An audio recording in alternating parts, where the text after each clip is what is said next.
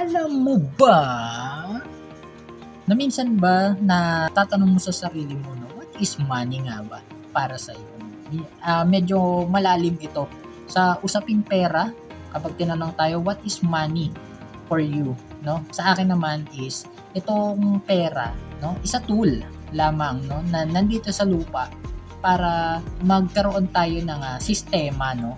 Actually, nagiging masama na nga ito, eh, depende sa kung ano yung pinaggagamitan. Kasi lahat tayo kung mapapansin niyo sa generation ngayon, nakatutok lang sa pera. Kasi yan yung in-input na sa atin 'no, na mahalaga. Pero ayun ay mali 'no. Ever since nagsimula yung mundo 'no, meron ng existing na mga resources dito sa mundo. Siyempre nagkaroon lang ng mga barter 'no, yung palitan and na-convert ito into value, into gold, tapos napunta siya sa currency, ayan, naging money siya 'no, para accurate yung palitan, ganyan. So, hindi kasi pwedeng magpalit. Halimbawa, nagbigay ka ng lupa tapos ang bayad sa'yo ay manok, di ba? Hindi pwede yung gano'n. Parang undervalued yung bawat isa, lugi, no?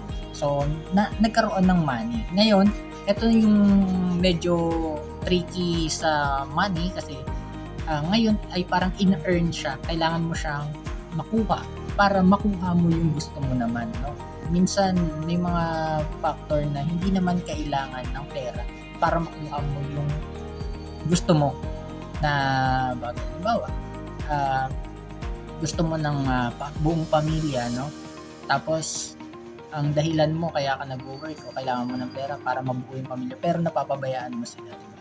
So, medyo contradicting na, no?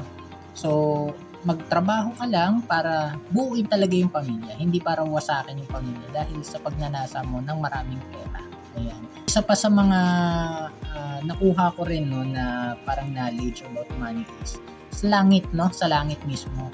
Hindi siya malaking bagay. Kumbaga, pag pumunta ka ng langit, hindi pinag-uusapan ng pera doon. So, mag-isip ka na.